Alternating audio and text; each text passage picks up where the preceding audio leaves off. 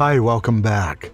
One of the real challenges of doing an audiobook, especially for a first-time narrator, is just the amount of work.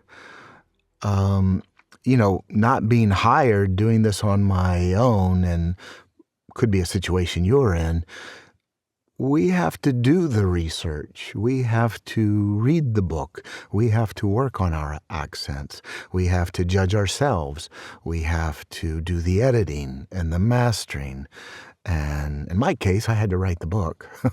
But it's just the amount of work to think 400 pages for this particular book.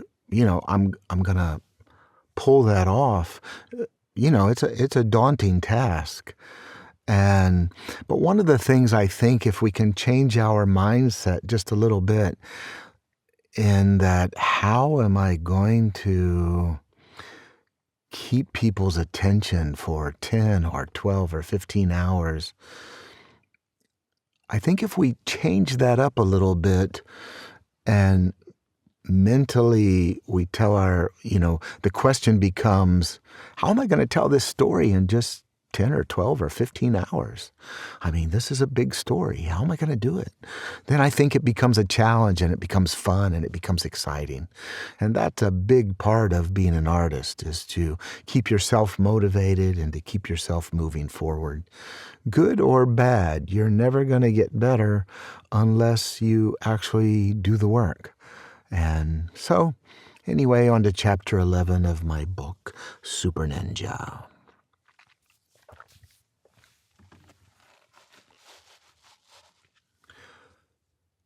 Chapter 11. Silencers aren't really silent, more like covering a fart with a cough and hoping no one heard. But since they were cued by radio, a dozen guards patrolling the warehouse with swords across their backs dropped as one. Acosta and his son Angel stepped from the limousine, the boy's eyes bright, even in the dark, jazzed at finally being treated as a man. His father pulled out a 9, jacked the slide for emphasis, and handed it to the boy. Angel started forward, eager, but his father pulled him back. These fucking Japos are sneaky bastards. Stay close and keep your wits about you. Nakamura bowed and handed the metal briefcase to one of the samurai flanking Funakoshi. $1 million of little consequence. He bowed again, held the sword at arm's length as one of the samurai untied the braided silk cords of the embroidered bag. Funakoshi grasped the sword, absorbing the moment as pride and power rippled up his arm, and just as quickly, doubt and fear in its wake.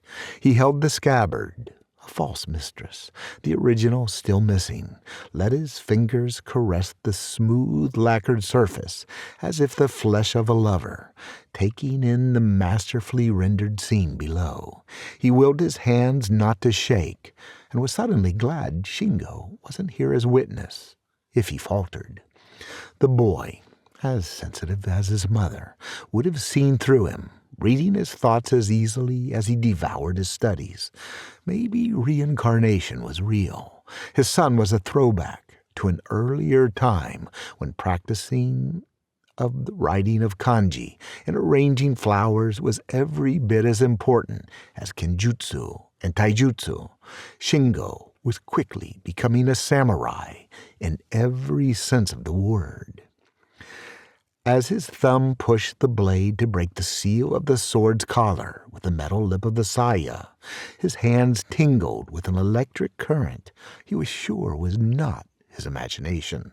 And in that brief moment, Mitsu Funakoshi became a believer.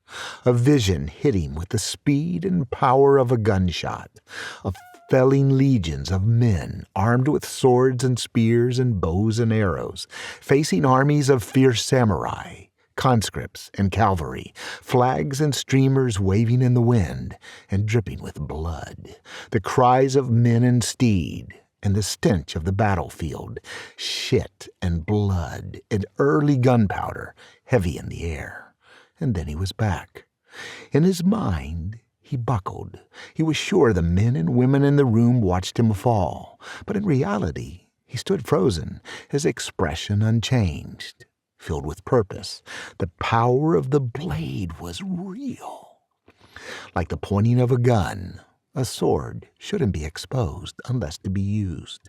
But the balance of the blade was such that it wanted to move, to dance in his hands. He exposed an inch, and then another. He saw the blood, not even a full drop, but smudged along the surf-like temper lines and nearly translucent metal edge. Still wet, left as a challenge. Nakamura would not have left it as a mistake. A tremor of doubt. Who could he trust? That the sword, his sword, had been drawn even before he had a chance to hold it was unforgivable.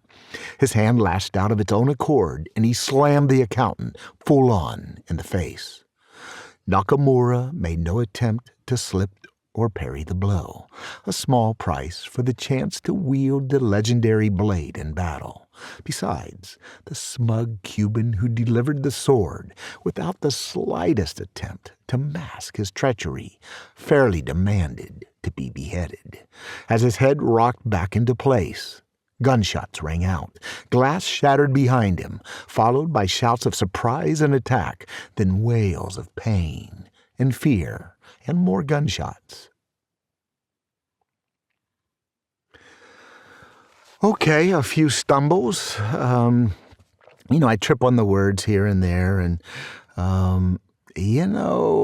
having to count on yourself to be your own director, you tend to judge yourself as you're speaking, which can pull you out of the moment. And it's difficult. And, obviously when I deliver the full audiobook, it'll be mastered and those things will be fixed. But anyway, I hope you're enjoying the story a bit and get some value from this. Like and subscribe, share it, comment. Please leave me your thoughts on what I'm doing, and if it helps and you see that and feel that would be really great to know. Anyway, thanks for coming in, thanks for listening, and on to chapter 12.